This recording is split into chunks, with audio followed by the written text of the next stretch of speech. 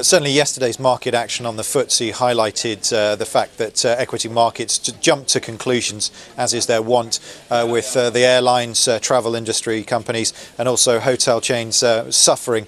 In fact, 5 out of the top 5 fallers on the FTSE were all related to that sector.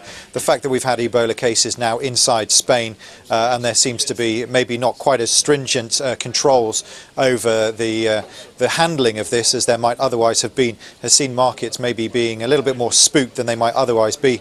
Certainly conclusions are being jumped upon here that this could easily migrate out of mainland Africa and onto across the Mediterranean and into Europe, and I think certainly equity markets have factored in that to an extent.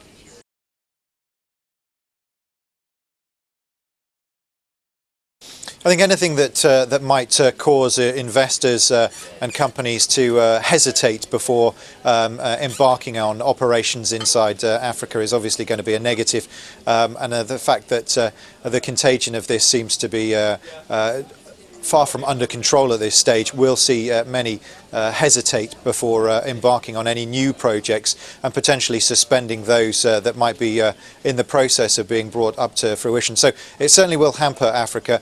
It's not doing them any favours at the moment. I guess the biggest question here really lies around the specific drugs in order to combat this. We've seen a couple of instances whereby US citizens have contacted this disease, gone back to mainland US and been treated and successfully treated, more to the point.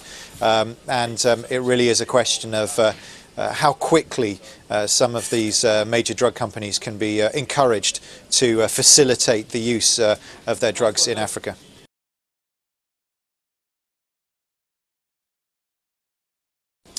Well, I think when it comes to the Eurozone's employment record, certainly we've seen the mainline statistics continue to drift lower and certainly well below that 12% level that had been a bit of a bugbear for so long.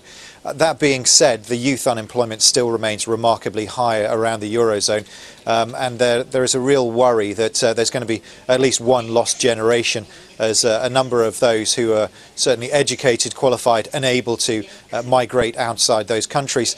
I guess the other issue really when it comes to employment figures in mainland Europe is taking a glance over at the UK, where we've sort of changed our mindset away from permanent jobs to more contract-orientated employment, enabling us to have a relatively healthy unemployment level.